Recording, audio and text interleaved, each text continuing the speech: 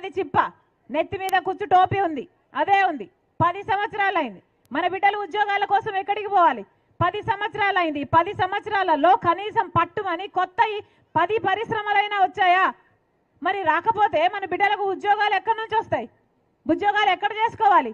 ఆఖరికి చిన్న చిన్న ఉద్యోగాలు చేసుకుంటున్నారు. ఈరోజు 8,000కు 10,000కు చిన్న చిన్న ఉద్యోగాలు చేసుకుంటున్నారు. ఆఖరికి ఎలా తయారవుతుందంటే మన రాష్ట్రంలో అసలు ఉద్యోగాలే దొరకక మన బిడ్డలంతా వలసపోతే మన రాష్ట్రంలో అసలు యువతే లేని రాష్ట్రంగా తయారవుతుంది. ఇదేనా కావాల్సింది మనకు? అందుకే ఓటేసేటప్పుడు ఒక్కసారి ఆలోచన చేయండి. రాజశేఖర రెడ్డి గారి కొడుకు జగన్మోహన్ రెడ్డి గారు రైతులు ఎంత బ్రహ్మాండంగా చూసుకున్నాడు రాజశేఖర రెడ్డి గారు. మరి జగన్మోహన్ రెడ్డి గారు ఏం చేశారు? కనీసం డ్రిప్ మీద సబ్సిడీ ఉందా? పంట నష్టపోతే పంట నష్టపరిహారం ఉందా? రాజశేఖర రెడ్డి గారు రుణమాఫీ చేశాడు. రాజశేఖర రెడ్డి గారు ఇన్పుట్ సబ్సిడీ, ఎరువుల మీద సబ్సిడీ, విత్తనాల మీద సబ్సిడీ, యంత్రాల మీద సబ్సిడీ ఎన్ని చేశాడు రాజశేఖర రెడ్డి గారు. జగన్మోహన్ రెడ్డి గారు ఇలాగే మైకు పట్టుకొని 5 సంవత్సరాల క్రితం ప్రతి సంవత్సరము 3,000 కోట్ల రూపాయలు రైతుల కోసం పక్కన పెడతాను ధర స్థిరీకరణ నిధి కోసము అని చెప్పాడు. ఒక్క సంవత్సరమైనా 3,000 కోట్లు పక్కన పెట్టాడా మద్దతు ధర కోసం జగన్మోహన్ రెడ్డి గారు? 4,000 కోట్ల రూపాయలు ప్రతి సంవత్సరము పంట నష్టపోతే రైతుల కోసం పక్కన పెడతానన్నాడు జగన్మోహన్ రెడ్డి గారు. ఒక్క సంవత్సరమైనా పంట నష్టపోతే అన్నా ఇదిగో తీసుకో అని ఇచ్చాడా జగన్మోహన్ రెడ్డి గారు? పక్కన రాజోలి ప్రాజెక్ట్ ఉంది, ఏమైందన్నా? రాజశేఖర రెడ్డి గారి శంకుస్థాపన చేసిన ప్రాజెక్ట్ జగన్మోహన్ రెడ్డి గారు వచ్చి శంకుస్థాపన చేసి నేను పూర్తి చేస్తాను నాన్న తలపెట్టిన ప్రాజెక్ట్ అని చెప్పిన వాడు 5 సంవత్సరాలైంది. కనీసం తట్టడు మట్టి తీసి అవతల పోసిన పాపాన పోలేదు. మరి వీళ్ళ రాజశేఖర రెడ్డి గారి ఆశయాలను నిలబెట్టలేదు.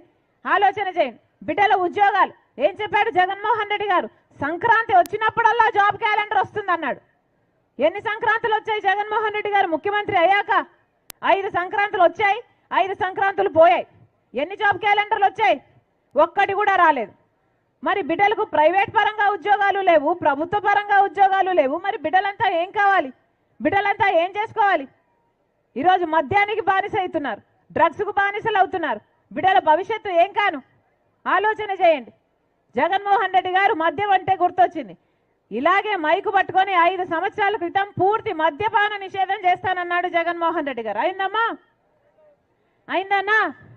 పూర్తి మద్యపాన నిషేధం కాలేదు కదా. ఈరోజు సర్కారే, జగన్మోహన్ రెడ్డి గారి సర్కారే మద్యం అమ్ముతుంది. ఇక్కడ అమ్ముతున్న మద్యం ఎక్కడా అమ్మటం లేదన్నా, మనకే స్పెషల్. భూమట 3 క్యాపిటల్ అట, డిఎస్సి అట, స్పెషల్ స్టేటస్ అట.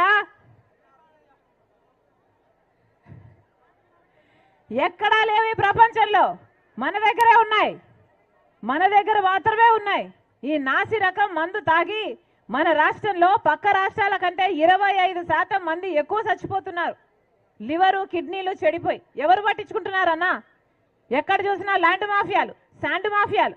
ఏది సరిపోకపోతే ఇక లిక్కర్ మాఫియా, కంటైనర్లలో డ్రగ్స్ వస్తున్నాయి. ఏం చెప్పుకోవాలి మరి?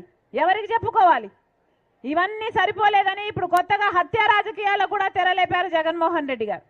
చచ్చిపోయింది సొంత చిన్నాన గొడ్డలి వేట్లకు 7 సార్లు నరికి ఘోరంగా క్రూరంగా వివేక్